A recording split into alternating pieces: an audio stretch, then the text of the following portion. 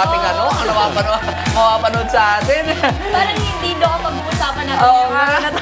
Anyway, magandang hapon sa inyo lahat mga kaibigan. At syempre, Huwebes na naman ngayon and welcome sa Completos Ricados! At kami dalawa ngayon ni Bien ang inyong mga kasama mga kaibigan. Ano? At syempre, dahil Huwebes ngayon, ang pag-uusapan natin Bien ay... Tungkol sa law. Ayan. mga batas. At pag pinag-uusapan ang law, pag pag-uusapan natin ang law, ay syempre, wala tayong ibang iimbitahan dito kung hindi ang pinakagwapong lawyer na aking nakita sa tanang buhay ko. Ayan.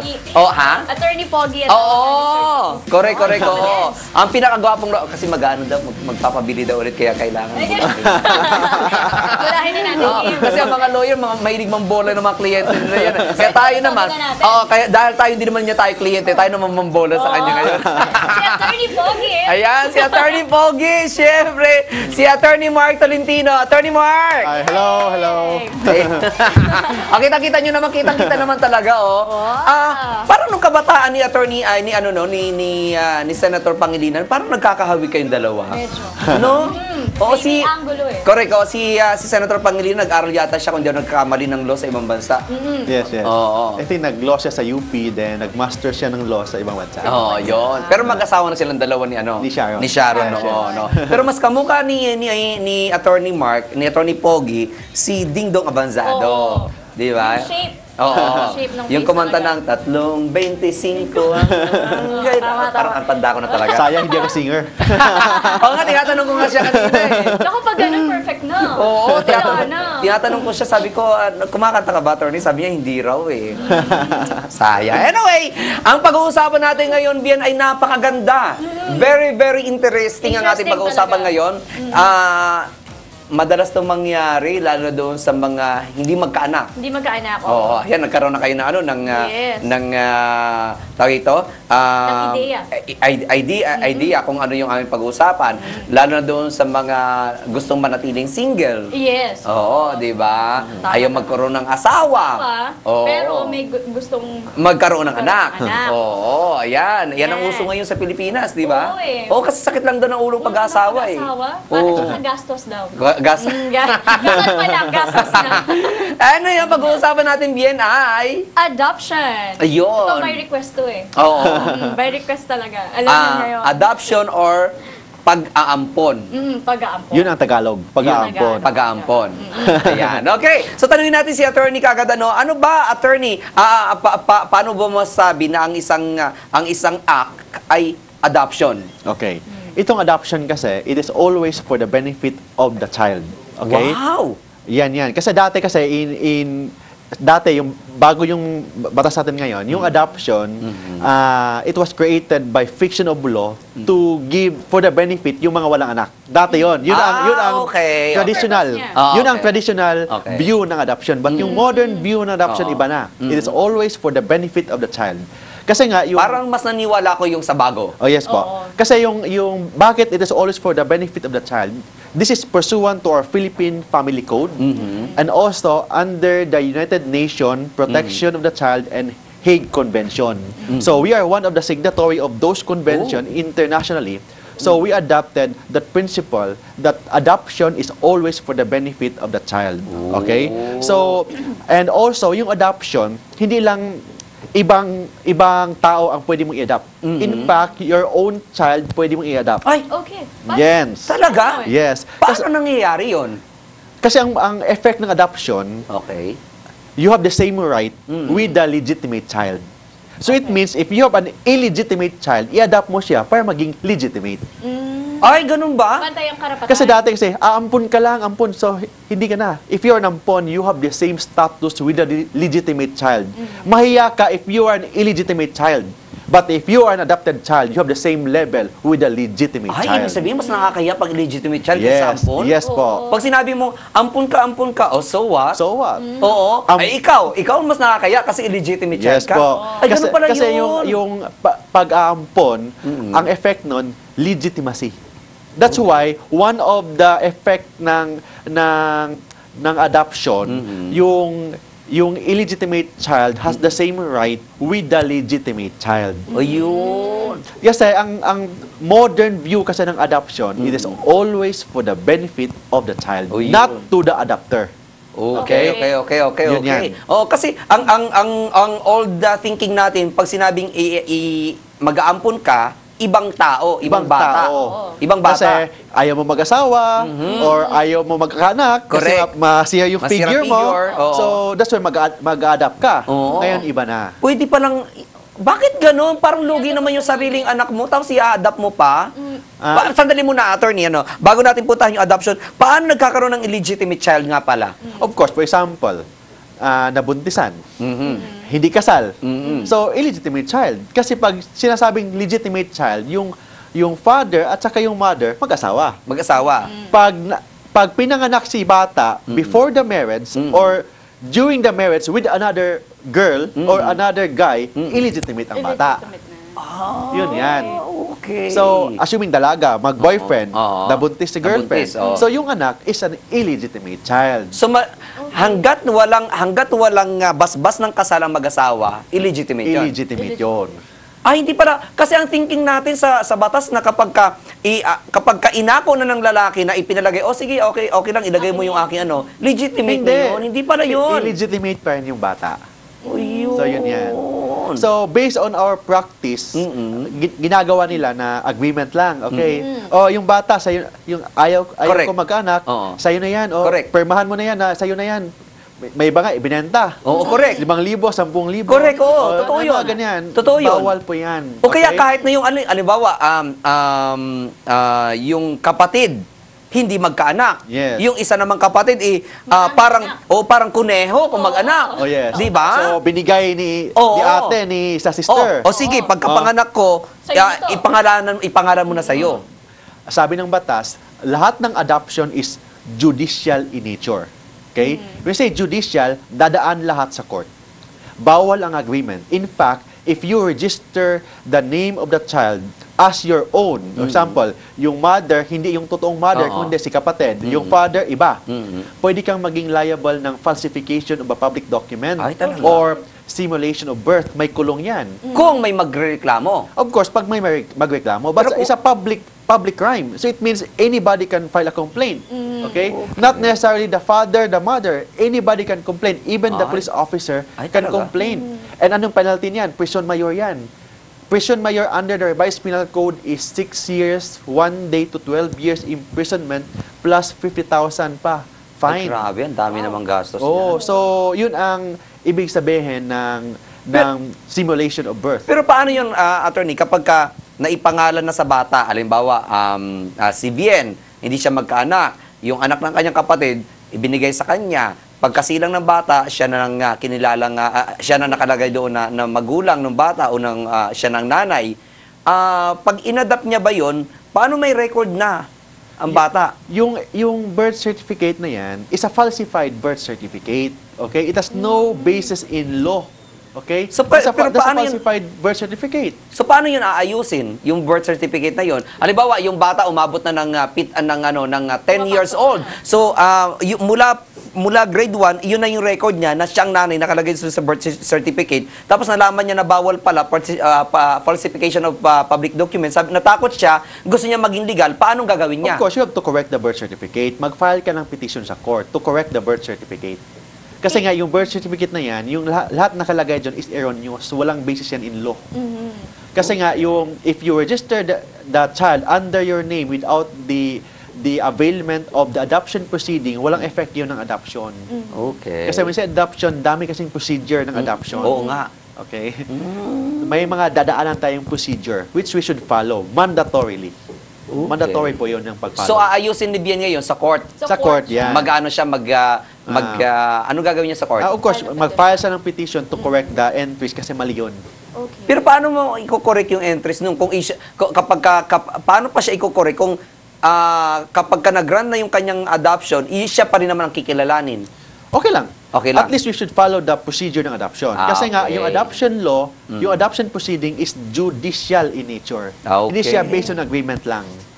And also, yung adoption proceeding, it will create relationship. Okay? Okay. Yung mag-adopt, assuming may isang tao mag-adopt, it will create relationship. And yung relationship is exclusive in nature. When we say Okay. exclusive, si adopter at saka si adoptee lang. ang may relationship. Okay. It doesn't mean na pag inadapt ko si Juan, yung kapatid ni Juan, biologically, inadapt ko din. Okay? So it means ako yung tatay ni Juan because inadapt ko si Juan, pero hindi akong tatay ni Pedro na biologically father ni Juan. Oo, correct. No, kapatid ni Juan. Kapatid ni Juan. Hindi yan kasi yung nature ng adoption is exclusive. Okay? Yung relationship exclusive lang yan. Walang extension of relationship. Ayun. Yes, yun yan. Okay. Bien. Ayun. Pero ito, attorney, kasi may nagtatanong dito, paano daw po ba yung procedure at gaano katagal yung procedure para i-adopt adoption, yung bata? Okay. Depende po yan sa schedule ng court. Based on my practice, abot yan ng 1 to 2 years. Okay? Ay, matagal din. Oh, matagal din. So, ang earliest yata na based on my experience, 1 year and a half. 1.5 years. 1.5 years. Yes. Matagal. So, of course, we have to follow kasi the procedure. Okay? May mga qualifications kung sinong pwede mag-adopt. Ayan. Yan pag-usapan natin. Yes. Okay. Ayan. Oo. Okay, depende yan kung Filipino ka or foreigner ka. Kasi yung foreigner pwede rin mag-adopt. Okay? Pag Filipino ka, kailangan you are financially fit. Okay. Kasi financially fit, hindi kailangan you are rich. Yes. oo. Okay? Meron kang kakayahan mag-support sa bata.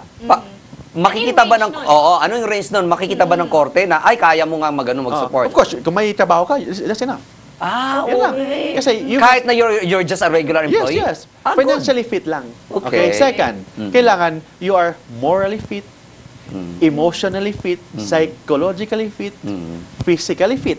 Kasi lahat nga, always for the benefit of the child. So, kailangan, para nag-apply ka ng work. Okay? So, kailangan fit ka lahat. And of course, you must be 16 years older sa bata. 16 years older. Except, if inadapt mo yung sarili mong anak, or second, inadapt mo yung anak ng asawa mo. Okay. Hindi kailangan yung 16 years na requirement. Okay? Na age gap. Kasi kailangan lang physically fit, emotionally fit, psychologically fit. So, kasi itong adoption kasi, it's always for the benefit of the child. Okay. Ang all thinking natin pagdating sa adoption, attorney, is ang maaari lamang mag-adopt ay yung mag-asawa na hindi magkaanak. Hindi. Kahit single. Ayan, walang problema. Or single ka, pwede ka mag-adopt. Or kung may asawa ka, kailangan jointly ang adoption. At pag single ka, pwedeng mag-adopt babae-lalaki? Yes. Kahit si babae o si lalaki, pwedeng mag-adopt. Pareho lang requirements nila? Pareho lang requirements. Basta you must be financially fit, morally fit, emotionally fit, psychologically fit. Kaya pala si Judy Ann Santos nakapag-adopt. Yes, yes. Prior ng kanyang pag-asawa Yes, kay Ryan. Si Claudine Barreto nakapag-adopt prior ng kanyang pag-asawa kay Raymar Santiago na ngayon hiwalay na rin.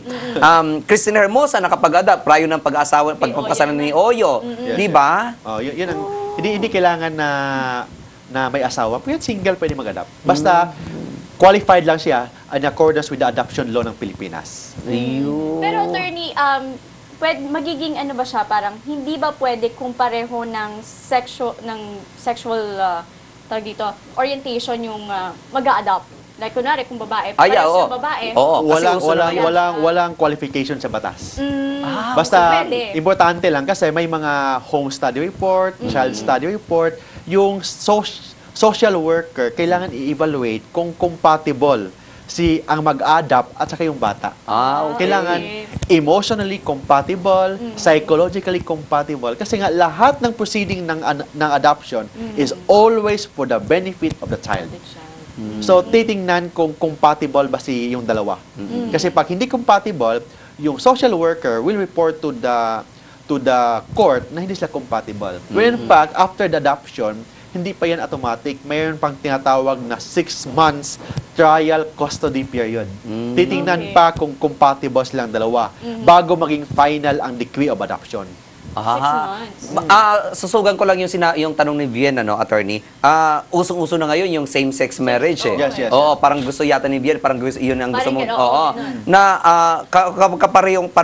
parehong lalaki na nagsasama, the homosexual, tapos nag-adopt sila ng lalaki din, okay lang yun. Okay As lang. long na As long. talagang naabot nila yung requirements Yes, yes. ng batas. Walang problema yan. Basta qualified sila sa batas with respect to the qualification. Doon sa foreigner na mag-a-adopt, ilang taon? Mas matagal ba yun? Actually, yung foreigner, almost the same lang din. Okay. Okay, yung qualification almost the same, pero may additional qualification. Ano yung, ano yun? first, kailangan yung foreigner is a national of the country na may diplomatic relation sa Pilipinas. I Okay. see. Hindi pwede na pag foreigner ka, Oo. but you are a national ng Afghanistan. Of course, ang Philippines yata walang diplomatic relation. Hindi pwede.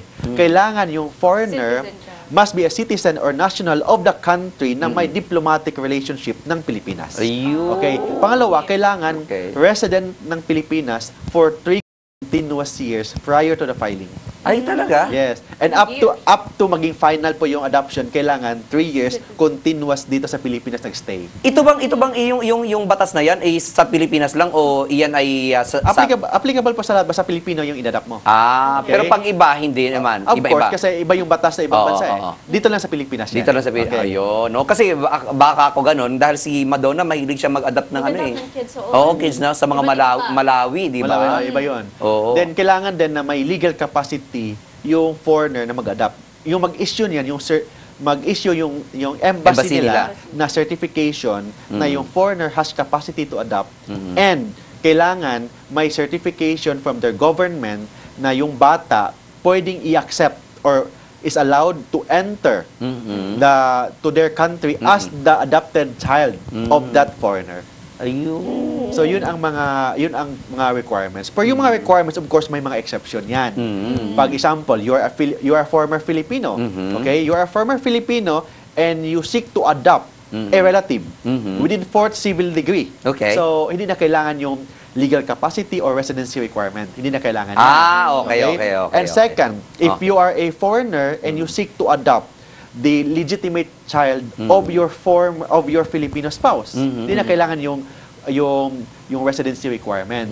Or if you you are a foreigner, you seek to adopt jointly with your Filipino spouse, the relative of your Filipino spouse within 4th civil degree, yung requirement na residency at saka yung legal capacity requirement, hindi na kailangan. Ayun. Basta't merong kumbaga, kahit na medyo malayong kamag-anak. Yes Basta po. kamag-anak. Basta kamag-anak. So, hindi na kailangan yung mga requirements mga- na residency. So, it means, pag Filipino ang mag-adapt, iba, mas strict pag foreigner ang mag-adapt. Oo. Ay, Yan, dapat yan. lang talaga. Yan. Oo, dapat lang. Oo. Ito, attorney, maibalik ko lang doon sa sinabi mo kanina na kapag nag-adopt ka, individual siya. So, ibig sabihin, paano kung si Rocky, may anak siyang dalawa, tapos ako i-adopt ko yung isa sa kanya, or gusto ko i-adopt yung dalawa, kailangan tigisa Anong tig-iisa? ng adoption paper. Of course, hindi pwedeng isa. Kasi may decree of adoption eh. Kasi yung effect ng decree of adoption, yung birth certificate ng bata, i-cancel yung original. Cancel, then may bagong birth certificate, and ang nakalagay doon, yung parents ng bata, yung nag-adopt Yung na. adopt na. Pero kapag ka-single, sino ang magiging tatay nun? Ano? Halimbawa siya, nag-adopt siya, single Ako siya, lang, single. siya ang mother na lalabas Yung doon. Sino tatay, not tatay? applicable. Ganon din sa lalaki. Yes. Not applicable ang nanay. Nanay, not applicable. Pwede ba yun? Yun. Ang tatay siguro not applicable, pero ang nanay, hindi mo pwede. Yun ang sabi ng batas. Not applicable. Okay na yan. Okay. Pwede But, pala yun. but Kaya hindi, niya. pero hindi pwedeng sabihin doon sa birth certificate na that child is an adopted child. Hindi pwede. Okay? Ang nakalagay lang doon, bagong birth certificate, parents, gano'n.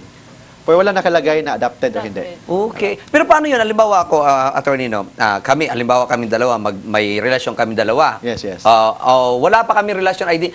I mean, meron akong asawa. Yes. Legal kami. Yes. Ngayon, nung pinanganak yung anak ko, namatay yung asawa ko. Yes. Nagkaroon ako ngayon ng girlfriend, si Bien. Naging Yeah. girlfriend ko si Bien. Na alam ko naman, ayaw ni Bien. Naging girlfriend ko si Bien. Tapos tinanong ko si Bien, may anak ako, okay lang, payag ka ba? Tapos sinabi niya, okay lang, kahit yes. na i-adapt ko yan. Kahit na, no. Medyo ano natin ng konti. Medyo, iikot ko lang ng konti. May asawa ko, kabit ko si Bien. Yes. So, buhay pa yung Buhay pa asawa mo. asawa ko. Nung kasal kami, nung ipinanganak yung anak ko, namatay siya habang nanganganak. Yes. Ngayon, sabi ni Bien, okay lang, ako na ilagay mo nanay. Hindi pwede yan. Okay? So, mas maganda, i-adapt niya yung bata. Kailangan pa rin na dadaan sa adoption proceedings. Okay? Pero as a general rule, pag mag-asawa kasi, kailangan both ang mag-adopt. Okay? Okay. The husband or the wife must jointly adopt the child.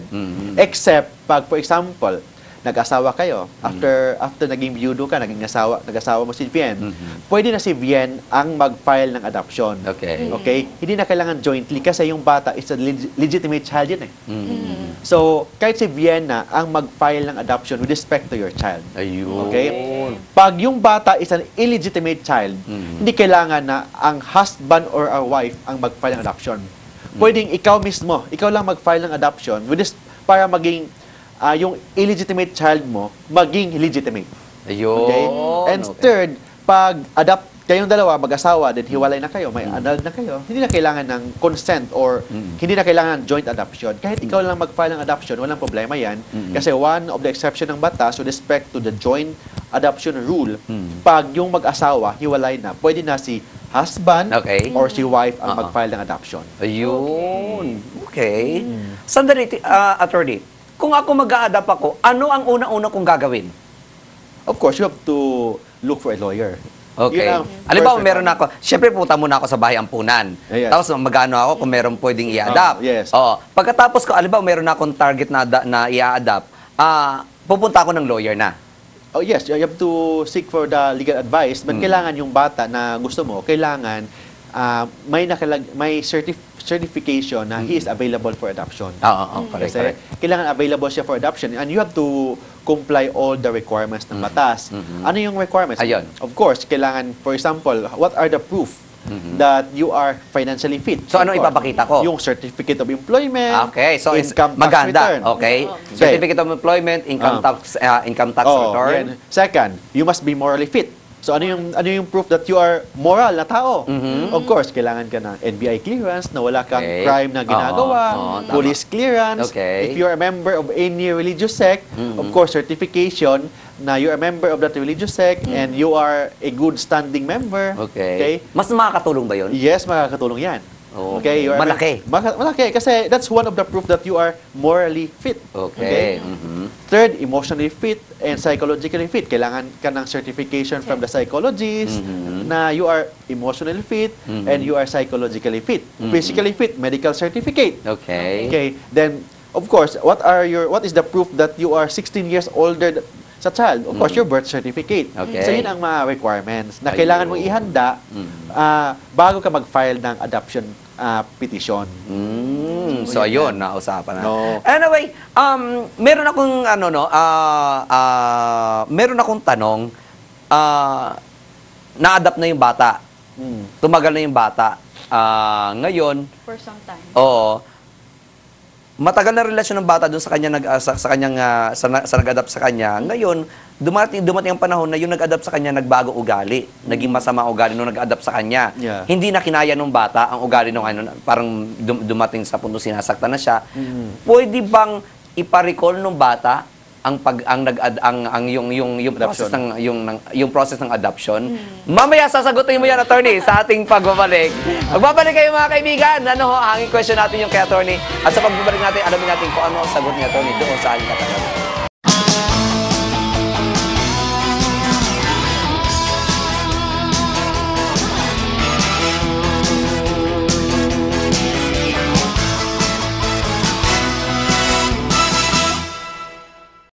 Mga balitang kailangan mabalitaan. Mga balitang ayaw nilang mabalita. Kahit balitang mababalita pa lang. Dahil sa bawat balita may isyung dapat mapag-usapan sa Issue. Lilinawin ang lahat ng inyong mga lingkod sa pagbabalita. Si Mayor Lakay Deo Macalma at Manang Milky Rigunan.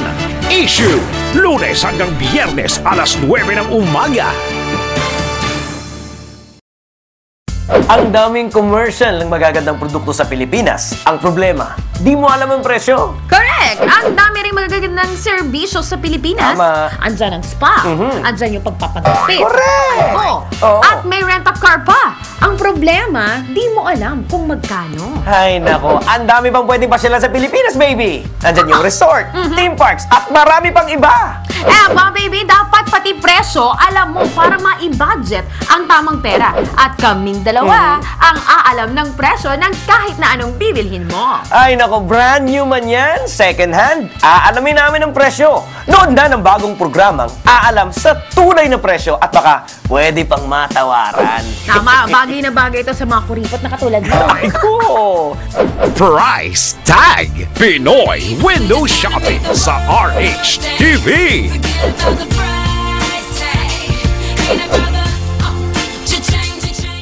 Walang kawala ang mga malalaking balita. RH Rapido Hataw Balita sa mundo ng politika, palakasan, showbiz at iba pa sa Pilipinas at ibang bansa. Iyon ang makukuha sa RH Rapido Hataw Balita. Mga pinakauling panayam sa likod at gumawa ng mga balita. Kasama si Andy Vital. RH Rapido Hataw Balita.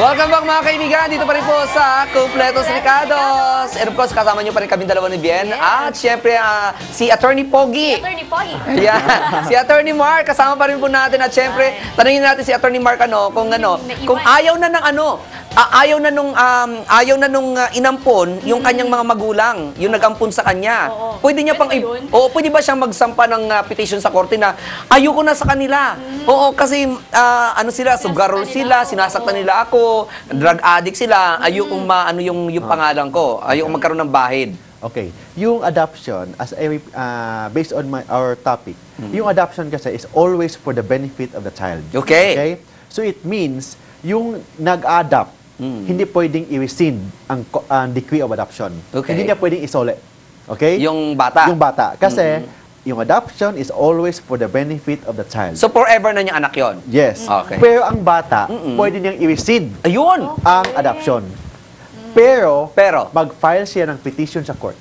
Okay? Okay. Then, kailangan may basis. So, it means, kailangan may reason for the rescission of the decree of adoption and there must be compliance with the due process rule ng batas. Okay. So, ano yung mga grounds for the rescission? Okay. Maltreatment. Yon. Okay. Attempt to the life of the child. Sexual violence. Okay. Abandonment. So, yun ang mga possible na reason for the rescission. But as I repeat, yung adoption, ang pwedeng mag-rescind, yung bata lang, pag more than 18. Pag less than 18, is always with the participation of the DSWD or ng child caring agency. Ayun. Okay? So, hindi pwede na mag-file ng rescission ng decree of adoption yung bata pag minor. Kailangan always with the support ng DSWD and ng child caring agency. Hindi pwede yung kapitbahay lamang na witness. Hindi pwede. Kailangan DSWD. DSWD. Okay. So, attorney, in connection with that, ano po yung role ng DSWD Pinaka-role. pagdating sa adoption? Okay. Yung adoption kasi, one of the requirement, may tinatawag na home study report, may tinatawag din na child study report. So ano itong dalawang report? Ang magbibigay ng report nito is the DSWD or yung social worker ng court. Okay? So when say home study, child study report, the social worker will investigate whether or not pwede bang i-adopt yung bata. Okay? Payag ba yung biological parents pag meron? And will also investigate whether or not yung adoption is for the benefit of the child. Yun ang tinatawag na home study report. Child study report. Okay? Yung home study report, iba naman yan. The social worker will also investigate whether or not yung bata at saka yung mag-adopt compatible. Okay. Emotionally, psychologically.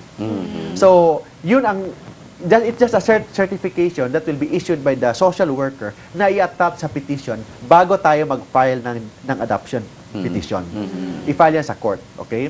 Pero hindi pa yan tapos ang role ng DSWD. Kahit na yung court may decision na, Okay. yung role ng DSWD will continue. Kasi may tinatawag tayong supervised trial custody. Kahit na yung bata 18 years old na in-adopt? Yes. Okay. Ay, ang tawag yung supervised trial custody, it means na kahit na may decision na yung court, within 6 months, yung DSWD or social worker will still titingnan yung bata, monitoring. kung compatible ba. Parang trial nila. Yes, trial nila. Trial 6 period. months yan bago maging final ang Okay. decree of adoption. So pag maging final yung decree of adoption, that's the time na Mapupukol na. yung birth certificate ng bata, yung original birth certificate will be cancelled and a new one will be issued. Okay? Ayun. Doon pa lang. After yung 6 months period, and also kailangan din ng publication. Ayun, yun sana pupuntahan ko eh. Oo. Publication. Sa publication na yan, attorney, ilang newspaper at anong klaseng newspaper? At ilang beses mo siyang ipapublish? Ilang- 2 to 3 times in a newspaper of general circulation. Pag sinabing general circulation, Buong ano ibig Pilipinas sabihin? yan. Buong Pilipinas. Oh, yeah. So, So hindi po pwede yung mga community newspaper. depende pag yung community newspaper is accredited and considered as a general circulation, pwede na yan. Okay, alam ba, miyembro ng ng PAPI, mga Oh, yes, ganon. kasi may isang Oo.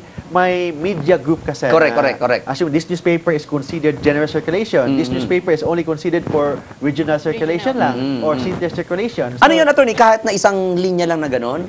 ilagay kasi yung title at saka yung decision. So, meron ba siyang standard na size? Kailangan? Yes, may standard na size. Ay. May standard, yung kahit maliit lang, basta may opportunity na mabasa or may chance na mabasa, then pag may nag-oppose, doon madelay yan. Ayun. Kasi ang adoption kasi is a proceeding in rem. We say in rem against the whole world. So it means na kailangan yan na i-publish in order yung court mag-acquire ng jurisdiction ng subject matter. So this is a very legal term yan. But it only means na yung issue about the law about adoption, kailangan bibigyan ng chance ang lahat ng tao sa buong mundo na malaman na there's a decree of adoption. Hindi kailangan na basa nila, but they should be given an opportunity to read it. Ayun. Yun yan. Pero ito, i-clarify lang natin, attorney, after 6 months ng trial, Yes. doon na ba mapuputol yung sa DSWD or meron pa rin? Tapos na yan. Tapos na. Okay, That's after the final. 6 months period, ang tawag dyan, supervised trial custody, yung court mag-issue ng decree of adoption. Okay? Okay. But decree of adoption, yung decree of adoption, kailangan i-publish yan sa newspaper correct. for 2 consecutive weeks or sa general circulation. After that, pag walang nag-oppose within that period, doon pa lang yung court mag-issue ng order na final na yung decree of adoption nyo. So, ipa-register natin yan sa NSO. Then yung NSO, yung birth certificate ng bata, i-cancel. Yung original. Then a new one will be issued. Then yung new one, nakalagay na doon, father, yung nag-adapt at saka mother. Ayun. Pero pag single, pag assuming yung nag-adapt, babae lang, so father, pangalan ng babae, then yung father, not NA. applicable. Okay. Yun yan. And vice versa sa lalaki. Vice versa. Attorney, pag sinabi natin adoption, ang unang papasok sa atin bata, Yes. pwede ba mag-adopt ng matanda? Yes. Pwede. Oh. Hanggang ilang taon? You can adopt me, I can adopt you. Pero kailangan lang yung 16 age gap na doon. Yes. Okay. So, I see. tingnan natin ha. Attorney, Yes. may 16 years ang gap natin. Ay, adopt muna ako. Oo, financially stable ka naman. Kasi pag adoption kasi, Okay. legally, ang inadopt by fiction of law, anak mo na yan. Legitimate. So it means pag namatay yung nag-adopt, may mana. Okay. Mana yung issue din Yes, yes, oo. So yung adoption kasi, hindi lang siya may parents, may ganyan. We also talk here about mana. Mana, yes. Okay lang pag mahirap. Pero pag mayaman, Naku, mahirap iba yun. ang mana. Oo. Ha? Mana is a Maghahabol ng big mga- deal. Correct, Big magbahabol deal ng mga yan. pamangkin. Yes, pamangkin. Oh, Yung kapatid. pamangkin against the adopted child, Correct. mas malaki yung share ng adopted child. Oo. Kasi adopted child yet. Child, anak. Legit na yan. Legitimate siya. Pag pamangkin ka lang, wala ka. You're just a pamangkin. Ha? Kahit na may Nasa dugo, may Oo. dugo yung pamangkin, yung adopted child, walang dugo, Oo. but he is still a child. Oo, correct. So, it means, yung mana, Illegal. mas malaki ang share sa kanya. Oo, nasa sa adopted child na kung bibigyan ka. Oh yes, nasa adopted Oh. child. So that's why yung issue ng adoption is very important, especially yung mga mayayaman. Pero, pag inisip natin ang adoption, laging inisip natin Bata. na yung adoptee, tama ba ako? Adoptee is Yung bata. Yung bata. Adopter, yung nag-adopt. yung adoptee ay mas bata kaysa sa adopter. Yes, yes. Oo, pero paano kung baliktad? Wala ganon. Walang Wala ganun. ganon. Kasi 16 years older. Ay, hindi mo ako maano, mas matanda ako sa'yo eh. Nakakainis. Baguhin mo yan, attorney. Kasi sabi ng batas, sino ang pwedeng i-adopt? Sa bagay, for First, the benefit of the child. Hindi naman for the benefit of the old eh. Oh, yeah. Sino ang pwedeng i-adopt? Oh. First, kailangan below 18. Yun ang first requirement. But despite the age requirement, pwede rin. But kung assuming you adopt the legitimate child of your spouse. Okay? Assuming yung spouse mo, byuda, may anak, legitimate yung anak niya. Gusto mong i-adopt, hindi kailangan na 16 years yung gap yung dalawa. So age requirement is not relevant if you adopt the legitimate child of your spouse. Ay, paano kapag ka 19 years old na yung bata, tapos hindi niya naman kaano-ano mag-adapt sa kanya, hindi na pwede? If you want to adopt the legitimate child of your spouse. No, kapag ka hindi. Paano pag 19 Ano? na siya? Kapag ka 19 na yung bata, tapos hindi naman anak nung Pwede rin. pwede rin. Pwede rin. Kasi sabi nyo kanina, 18 below dapat. Yun ang first rule. Okay. 4 na rule yun eh. Okay, ayan. Oh, there are Go, 4 go. rules with respect Okay. to adoption. So yung first rule, Oo. below 18. Regardless of age, pwede kayong mag-adopt if you want to adopt the legitimate child of your spouse. Second, you want to adopt your own illegitimate child. Okay. Okay? If you want to adopt illegitimate child of your own, regardless of age. Regardless of Okay? age. Kasi it's possible na yung gap yung dalawa is only 12 years lang. Correct. Kasi 12 years old, nanganak ka na. So it's possible na yung 16 years requirement, hindi kailangan. Okay?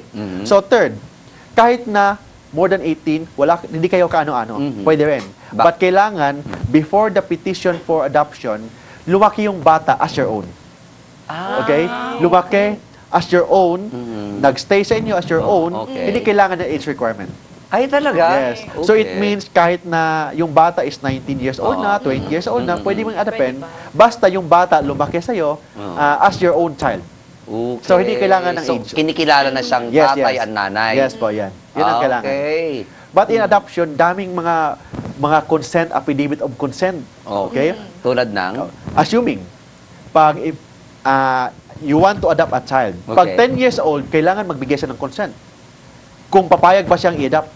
Ay, talaga? Oh, yeah. Yung child mismo? Yung child mismo. So, kukuha siya ng sa abogado, parang notary, gano'n? Affidavit of consent. Saan kinukuha yun? Siya mismo ang magbigay ng consent na gusto Talaga? siya magpa-adopt. Okay. Pag 10 years old, Pag 10 years below. pataas. Pataas. Oh, pataas. 10 years, 11 years, 12 years, so kailangan ng consent ng bata Ay, galing ah. na papayag siyang ipa-adopt. Okay. Okay. Second na consent Na na consent. kailangan, biological parents if known. Okay. If known. So it means the father and the mother.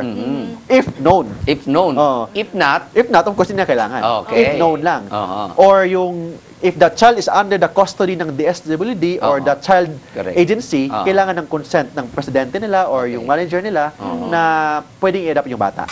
or if the Okay. child, kapag lumaki siya sa mga tiyahin niya, tulad siya mga magulang, ang parent niya tumatayo, Yung doon guardian. doon siya ng consent? Hindi, kailangan kung sinong may yung parent lang, if known, kung hindi yung parents, yung DSWD. Hindi yung mga tita. Hindi ganoon. Okay? Okay. Then, hindi Kasi lang, like for example, di ba may mga pagkakataon kasi attorney na Oo. both parents sabay na namatay sa aksidente. Yes, yes. Tapos yung mga naiwan na yung mga tiyahin niya, mahirap lamang, mahirap Yeah, pa sa daga, di ba? Nakatira lamang Yeah, sa yeah. estero, ipapampon yung bata. So, kailangan DSWD. DSWD. Kasi wala silang custody right with respect to the child. Then of course, if you want to adopt a child, yung mga anak mo, legitimate child of the adopter, magbigay din ng consent if 10 years old or older. Ayun. So yung mga anak ng mag-adopt, magbibigay din ng consent. Bakit? Oh. Kasi yung mana nila may pektuhan. Okay. Kasi assuming I'm rich, of course hindi naman. Correct. Hindi, Tatlo. rich ka, no? Tatlo yung anak, assuming may 3 akong anak, Oo, okay. nag-adapt ako. 3 panganay yan, Oo. di ba? Iba-iba. Assuming lang. Okay. O, assuming ba talaga yan? Assuming, di totoo yan. Di totoo. Assuming may 3. Para bakit parang biglang namula ka, attorney, ah? Mistiso lang. Mistiso. Okay. Okay. So, Okay. 3 anak. Mag-adapt ako. Assuming daw, ha? Oh, hindi Assuming totoo. lang. Halimbawa lang, sabi ni Halimbawa lang. attorney. Okay. Okay. Okay. Mag-adapt ako. Okay. Of course, yung mana ng 3, may pektuhan. Tama. Assuming may pizza pie, Oo. 3 share lang, Oo. 4 na share na lang. Oo. So it means 1/3 mas malaki, maging 1/4 na lang ang Tama. share mo. Oo. Assuming may mangyayari sa akin. Mhm. Kasi nga, yung if I adopt a child, he has the same status with a legitimate Ayun. child. So therefore, yung mga bata, pag more than 10 years old, kailangan magbigay ng consent. Yung 3. Ha? Yung Pag 3. legitimate. Oo, pag Pag legitimate. illegitimate, kailangan din magbigay ng consent kung kasama ko sa bahay. I see. Kasi iba Okay. yung legitimate sa illegitimate. Oo. Kasi illegitimate, anak ko sa labas. Oo. Or anak ko sa pagkabinata. Correct, oo. Yun ang illegitimate. Oo. So, magbibigay din ng consent if Mhm. kasama ko sa bahay. Mhm. Then, of course, assuming may asawa ko, Mhm. hindi naman totoo, I'm still Oo. single, ha? Yeah, oo. Okay. Kailangan magbibigay din ng consent ng spouse ko. Ayun. And, assuming yung inadapt ko, may asawa din, kailangan magbigay din ng consent. I Oo. see. Kasi it's possible, therefore, it's possible to adopt not yung more than 18 years of age. Oo. Then, assuming yung more than 18 years of age, may asawa na, Oo. kailangan yung asawa ng i-adopt ko, kailangan magbigay din ng consent. Ayun. Yun Pero attorney, paano yun? Yung mga anak, halimbawa ako may mga anak. Tapos, kailangan ko ng consent mula sa mga anak ko para Yes. makapag-ampon ako. Yes. Paano kung ayaw nila? Yung adoption mo, void. Hindi matutuloy yung adoption, Ay, ganun. hindi maging approved adoption. That's mandatory. Kasi nga, So may power ang mga anak na harangin ang aking very balak. powerful yan. Kasi nga, the effect of the adoption is legitimacy. When say legitimacy, yung mana nila, may epektuhan. Oo nga. So therefore, kasi yung sa Pilipinas kasi, we follow the legitimate rule. Okay, that's another topic. When you say legitimate rule, iba sa Amerika. Okay. In US, iba kasi before you die, you can give all of your properties to anybody. Correct, oo. Okay?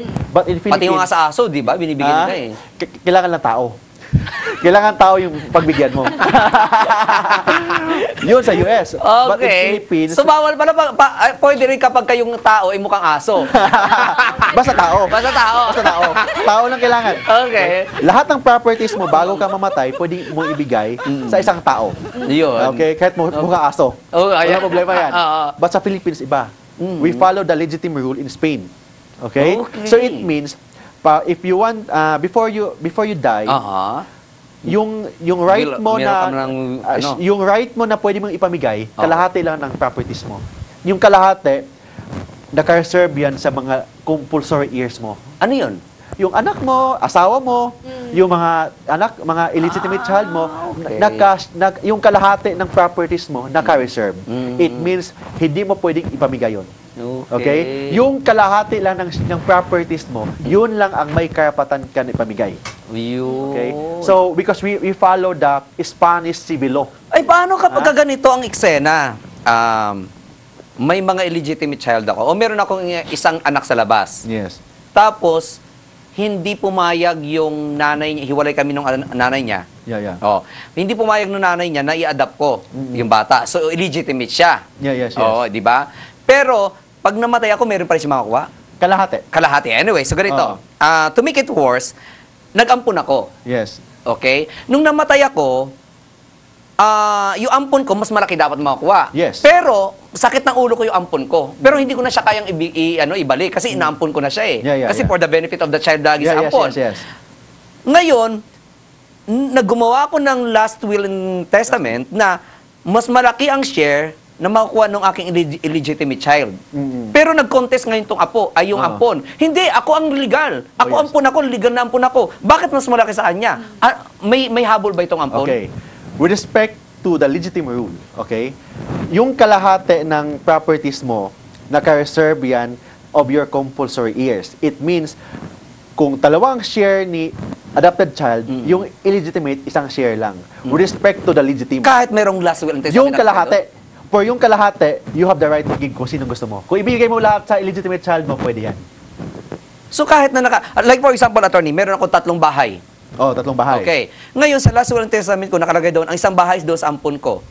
Yung dalawa doon sa illegitimate child Okay. ko. Kailangan- May habol ba yung ampon? Walang habol yun. Wala. Walang habol. Kasi, So kahit na mas malaki yung share ng illegitimate. kasi nga, yung kalahati of all your properties, Pero more than kalahati yung 3 bahay. Oh, yun. yeah.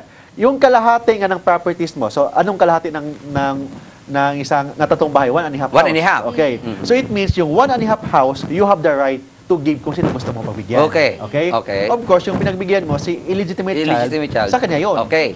With respect Yung to natira, with respect to 1.5 child, Na natira. 1.5 na bahay, Na natira. yung 1 sa adopted. Okay. Okay? Yung kalahati sa illegitimate pa rin. Okay. Okay? Sa illegitimate pa rin. Kasi nga, yung reservation with respect to your legitimate is only with respect to your 1/2 of your properties. Yung other 1/2 of your properties, mayroon kang karapatan kung sinong gusto mong pagbigyan. Make sure lang na isang tao siya. Yun lang kailangan. Oo. Ay, paano kung yung 3 bahay na yun, ibinigay ko lahat doon sa aking legitimate child? Maghahabol ngayon si Ampon. Pwede maghabol. Maghabol siya kasi may tinatawag tayong legitim.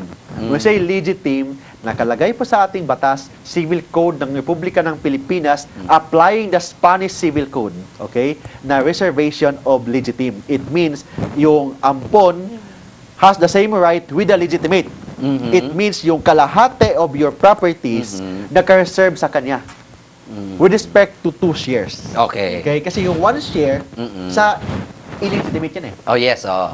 Yun sa kalahati. Oo. Pero yung the other half, mayroon ka ng karapatan kung sinong gusto mong Correct, pagbigyan. correct. Make sure lang na isang tao siya. Oh. Paano? Kapag ako nag-ampon ako ng babae, yung ampon ko, napangasawa ko pa. Bawal yan. Ay, nako. Bawal yan. ang tawag yan sa Ano? batas, that's against public policy. Kasi Okay. by fiction of law, yung ampon mo is already your daughter. Okay? You cannot marry your own daughter. That's against public policy and it's very not accepted in our society. Parang pinakasalan mo yung anak Yung anak mo. mo. Kasi yung effect kasi ng adoption, yung nag-a-adopt tatay na or nanay na ng inadopt. Tapos yung biological parents niya cut na yung relationship nila eh.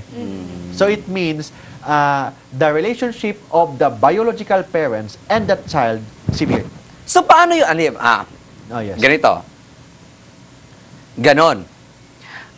Ako, nag-adapt ako ng babae, napangasawa ko, ngayon may illegitimate child ako. Nung namatay ako, nagsampa ng kaso ito na hindi po pwede makakuha ng kahit na ano kasi meron silang bawal na relasyon. Okay. Iba kasi yung issue about the validity of the marriage. Iba yung issue about inheritance. Ayun. Okay? So with respect to the validity of the marriage, yung marriage nyo is void.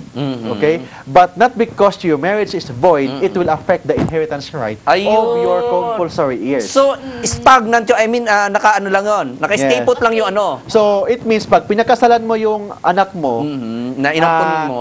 wala siyang karapatan with respect to share as a wife. As a wife. But Correct. mayroon siyang share as a daughter. Okay? Kasi she is an adopted child, legitimate child siya. child. So it means dalawang share ang makukuha sa kanya. Ayun. Yes. Natutugtugan ko yung story ni Rocky. Ayan. Natutugtugan yung story. Okay. Di ba, ayun, so kunwari namatay na yung nag-ampon Yes. dun kay girl. Tapos, itong, or sige, buhayin muna natin si Buhayin, Rocky doon. oo. So, buhay siya doon. May relasyon sila at dahil nakita nung original parents nung inampon yes. na hindi maganda yung nangyayari sa anak niya, Yeah. may habol ba sila na pwede ba nilang kunin yung bata dahil sa situation nila? Okay. Oh. Yung biological parents, upon the finality of the decree of adoption, Oh. wala na. Wala Wala silang na. pakialam. Okay, wala nang right with Karapatan. respect to the child kasi yung relationship nila severed. So yung may karapatan to rescind the adoption, Bata. yung bata lang, yung inadapt pag more than 18. Pag less than 18, yung DSWD. Ayun. So it means yung biological parents will ask for the assistance of the DSWD. Yes, yes. So, parang, kumbaga, they will act na lang as neighbors na lang, no? Yes. Parang ganun na lang. Parang witness na lang Oo, sila. witness na lang. Pero pag yung anak nila is more than 18 na, yung DSWD wala nang right to rescind. Yung anak lang niya mismo ang may karapatan. Siya na yung magde-decide. Yes. Pero yung kailangan may grounds. One of the grounds is maltreatment. Hindi naman maltreatment pag pinangasawa mo siya. Kailangan may attempt to the life. Wala namang attempt to the life. Is there sexual violence? Wala naman. Or abandonment? Wala naman. So, walang grounds. Walang reason. Ayun. Okay. Nako. Actually, kailangan to ng 2 episode eh. Ang dami pang tanong. Pero bago tayo magtapos sa attorney, mayroon ako isang tanong. Ayaw ko sabihin kung meron pa isang tanong. No? Sige, tag-isa tayong tanong biyan. Pwede mo bang ampunin yung ampon din? Ano? Yung Halimbawa, ampon. siya nag-ampon siya. Hindi nag-ampon siya, dumating sa puto na nalalugi yung kanyang negosyo, naghihirap na siya, Oh, yeah. hindi na siya capable na magbumuhay ng kanyang anak, ipinaampon niya ngayon sa akin yung kanyang ampon. Pwede ba yun? Hindi ganun. Kasi nga, yung adopted child or anybody, pwedeng iampunin pag may certification from the DSWD that he or she is available for adoption. If you are an adopted child, you are not available for adoption. So therefore, di ka pwede i-adopt. Kailangan muna, bago i-adopt yung adopted child, ma-rescind mo na yung adoption. Oh, kasi nga, Pero di ba, attorney, siya na ang balik kinikilala sa legal na papeles, siya na ang nanay. Yes. Ngayon, nang hindi na niya kaya na buhayin yung kanya in-adopt, ipapa-adopt niya sa akin. Yes, So may yes. consent na niya bilang nanay na. pag ganun nga, kailangan may tinatawag na declaration na yung bata is available for adoption. Okay. So, kailangan So, dadaan sa kailangan pa DSWD. Kailangan dadaan sa DSWD. Okay. Okay? Then, yung DSWD, yung tanong mo, pwede pa may procedures May na procedure. susundin. Okay. Kailangan yung bata, kailangan may declaration judicially or administratively na yung bata is legally available for adoption. Pag walang declaration that the child is legally available for adoption, hindi pwedeng i-adopt. Ayun. Okay. Okay. So, bien? Ayan, I guess, parang pang second episode na yun. Oo nga. Masyado mahaba. Ang dami ko pang tanong, napakarami pang tanong, kaya siguro kailangan natin magkaroon ng Yes. second episode dito, no? Kaya doon sa mga magtatanong sa atin, i-text nyo lamang Text po nyo kami lang. sa aming aking cellphone number, 0915-561-0225. I-text nyo lamang ako para ibigay natin kay attorney ang ating katanungan. Anyway, naku, maraming salamat, attorney. Bien. Thank you. Maraming salamat. Thank you. Oo. Hindi na nasabi. Na ano? Ganun, Na... ang dami ko nalaman doon. Oh, ang dami, ako din, napakarami. And of course, our televiewers. Yes, of course. Ang dami na nalaman kasi alam mo naman tayo, spontaneous tayo Yes, dito yes. Oo, di ba? So, ito ang maganda sa programa natin na hindi lamang tayo natututo, kung hindi pati ang mga televiewers natin natututo na, ay, ganun pala yun. Naku, ganun pala yun. So ngayon, magkakaroon na sila ngayon ng agam-agam kung sakaling nga gustuhin nilang mag-adapt. So meron na silang mga alam na paraan kung paano. Kung paano at Ayan. ano ba yung kailangan. Pero bago magkano ang Oo, magkano ang ng pag-a-adapt? Like for example, magkano babayad sa lawyer pag Yung adoption, most probably yung magagastos nila, depende yan. Kasi pwede kayong mag-avail sa public attorney's office. Pag ganon, mas cheaper yon. But of course, kailangan mo mag-avail ng social worker. So, aabot din ng mga yung i-avail mo, maabot din ng mga 50,000. Okay. 50 to 60 per pag private lawyer. I think double. Double the price. Okay. Pero at least, wala kayong problema na. Yes. Yan. Oo, nasa sa inyo na anak ninyo. yes. Okay. So, thank you very much, attorney. Baka meron ka pang gustong sabihin sa ating mga televiewers. Please go ahead.